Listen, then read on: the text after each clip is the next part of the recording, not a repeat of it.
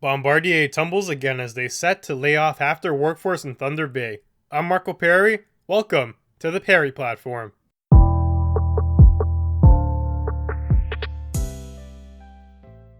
Bombardier has been getting on a lot of Canadians' nerves, and today there is another drop in the bucket.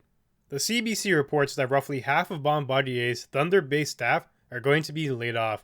This is the latest development in the fall of a prized Canadian company, at least prized in the eyes of the government, made obvious by their copious amounts of taxpayer support. The other Canadians, like me and you, well, we're not too fond of the company, most likely. Bombardier has been trending downwards for quite some time, and I think this may be the nail in the coffin. Public opinion has gone against the company, so it's going to be tough for the government to justify the next round of government bailouts. So before I even get into that, it's important to clarify that Bombardier has different divisions, and not all of them required a bailout of sorts, but since it's still all under the Bombardier parent company, I think it's fair to consider it a fault of the whole corporation. Now, I have a fundamental issue with trying to save inefficient industries, but I'll touch on that a little bit later. So Bombardier is a Canadian manufacturing company. They produce specialized equipment like trains, streetcars, and previously airline tech. They've become notorious as of late for their lack of competency though, which resulted in the need for continual government support. And it's only really come to light recently, but it's been a trend that's been happening for centuries. The Fraser Institute reports that they, Bombardier, have collected over $1 billion in government funds, adjusted for inflation, since 1966. This includes some checks in 2009 that were worth $233 million. They're really getting it pretty easy for them, and they still failed to deliver. There are two predominant reasons why the government is incentivized to help a company like Bombardier. The first is, well, it's a Canadian corporation. There is some form of pressure to support local industries and strengthen Canada internally. It helps to not be completely dependent on international markets, just in case things go wrong. It's always a good idea to diversify and not have foreign interests affect what we can do internally. And also, it's a dramatic improvement to our defenses in case a wartime effort happens. Having a manufacturing company that can make streetcars and planes, that's very applicable. If we tie all of our manufacturing to foreign powers, that's just asking for issues. The second reason why the government is so eager to bail out Bombardier is because they provide quality jobs to Canadians. Bombardier employs over 20,000 people, and that's nothing to scoff at. In the eyes of politicians, that's probably over 20,000 votes. At the same time, you don't want that many Canadians to end up without a job. It would be disastrous for society and the economy both. Even having a fraction of those jobs being cut, it would still probably be pretty bad.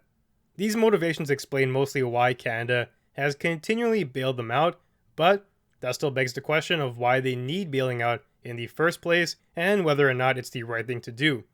The why as to why Bombardier needs bailing out, it dates back to poor craftsmanship and a lack of competency within the company. The most recent examples of that are with the TTC. They've had their streetcar shipments massively delayed. Along with delays, you also get the president of Bombardier himself apologizing for flaws in the streetcars. Then there's welding issues, and ultimately, there's a recall. They have continually underperformed, and that creates a vicious cycle for Bombardier. The further a company's reputation is tarnished with issues, the harder it is for them to find new projects. Eventually, when competitors are ready to pounce, it just means Bombardier is going to get phased out of the market. Those TTC issues were neither the first nor the last of the problems that they've had in the market. You have to ask yourself, do the bailouts make Bombardier complacent? One reason for the efficiency of the free markets is the consequences that come with not performing. You take financial losses and the risk of bankruptcy as something that's always present, and it keeps you in line. Keeping that in mind, a logical company does everything they can do to deliver. Obviously, some will still fail, but there are massive costs which can act as a deterrent to even going down that pathway. Bombardier, on the other hand, they haven't really felt the experience or the full brunt of bankruptcy or losing income. There's been a steady flow regardless of if they present their best products or not, if they deliver or not. There really is no criteria for them. Having that mindset is the opposite of progressive, and it passes on their issues onto society via draining tax revenues. Now you can argue that they still provide jobs, but Maybe those bailouts could have spurred jobs in more interesting markets, better fields, more efficient industries. That's something to consider. So back to the article though. Half the Thunder Bay plant of Bombardier is going to be laid off in October unless something happens, and that's going to cripple the city. This is largely a reaction to something that's happening with Bombardier's contracts though. TTC and Go, they both had deals with Bombardier, but they're coming to an end within the year, and you can clearly see how Bombardier projects future business to be. Cutting down your workforce in half is a clear sign they don't expect to attain meaningful labor in that area, at least not in terms of manufacturing streetcars or buses anymore. This also speaks to the lack of competitiveness that the firm has, and I fear that babying them may have led to that. Many markets exist across Canada and even internationally for Bombardier to produce their products in and sell to. They just fail to integrate and compete. Complacency is really the downfall of innovation. Now you have the government basically pleading with Bombardier today. The Ontario Transportation Minister says, "We urge the company to work with the provincial government to come to an agreement that would see jobs remain at the Thunder Bay plant." They got hit with the Pikachu face meme basically, the government. We gave you guys so many breaks and you still dropped the ball? Now we're going to lose jobs and votes right before an election? That's terrible. Let's also point out how much of a clear call that statement is. It is 100% signaling at more bailouts, maybe in the form of breaks or handing them new projects. You'll need at least one of those to keep the jobs there. Bombardier does not have the cash flow because they don't have any projects. You either give them the cash flow or projects. Otherwise, the jobs are gone, and Bombardier knows this. They've boxed in the government. Jobs are now the key bargaining chip that the company is using to negotiate. I don't think that's healthy. The company sucks. You might evade the issue for now, but it'll come around again like it always does. Then what? More bailouts? More taxpayer revenue? It's a terrible cycle to be a part of, and the biggest losers are, first of all, society, and then the employees who are in a constant state of flux, not knowing if they'll have a job the next year due to the incompetency of their employer. Now you also have the union president, Dominic Pasqualino. He chimes in as well because he has invested interest in this. He tries to pin the blame on America, which is so comical. He says the plant is dying because of Trump prioritizing a Buy American policy in America. So maybe. How about you fix the internal glaring issues of Bombardier first before looking towards the external environment though? After their record of failure after failure and recall with TTC, I'm sure they have more pressing things to worry about, like rebuilding their reputation. If you want another indicator of how poorly the company is performing, check their stock history. They peaked in the early 2000s and have crashed since then, unable to regain even half of their previous valuations. If you invested in Bombardier, I'm sorry for you.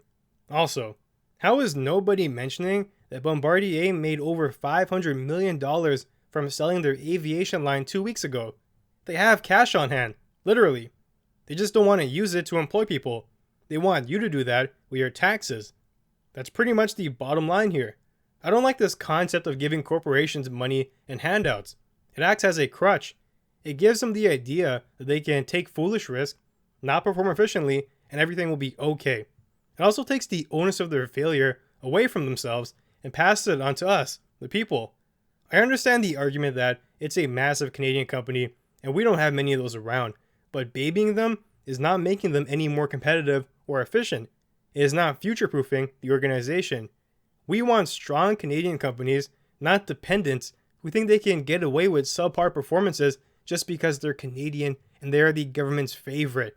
If the industry is so critical to Canada, here's another solution. Maybe change ownership, and you can do that in two ways. The first is you get rid of the current leadership staff because clearly they are dropping the ball very hard. They continue to fail and fail after failure. It's really disgraceful, and they've been enabled because of the constant bailouts and us holding their hand. That has to stop. They need more competent leaders in place who can deliver on their promises and make this Canadian company competitive, not only in Canada, but in the international landscape as well. That's the best possible outcome for the company, for the government, and Canadian citizens. There's also another possibility here. How about the government takes over and makes it a crown corporation? Think about it.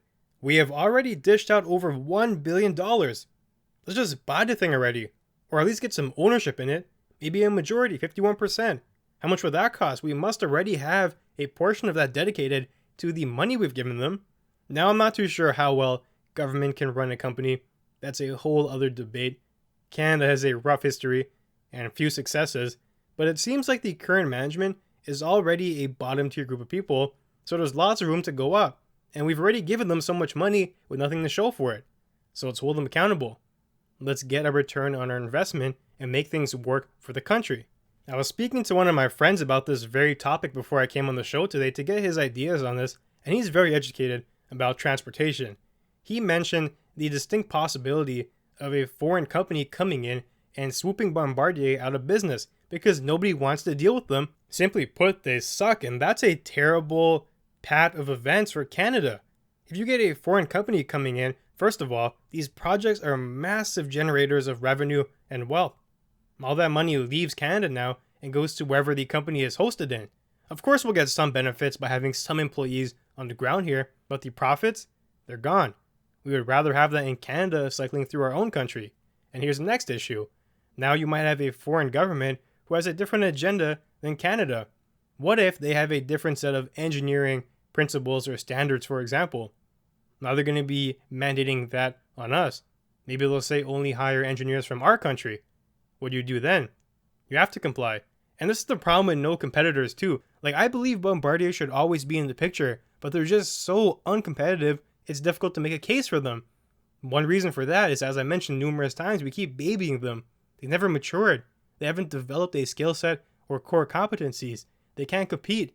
We do need them, and that's the funny part. It's a dichotomy, they know it. The alternative without them in the picture is probably a little bit more bleak than even with a crappy Bombardier. They have no motivation, and that's wrong. We need to do something about it, and it seems like the public opinion has swayed. They're threatening these layoffs in an attempt that I believe is to get more funding, get new projects pushed onto them, and even that's really silly. Why are you handing projects to inefficient companies? It delays society too. Whatever they're building and they suck at it, going to take super long to develop the product, and even if they make it, it's going to be recalled. That's bad for everyone. Maybe you save some jobs in the here and now, but long term, terrible, terrible policy, and everything just goes back to the central ideology here. It's one of the flaws of democracy. All these politicians who are pushing for these deals, they're thinking so short term. You can't even blame them sometimes because that's what their term is.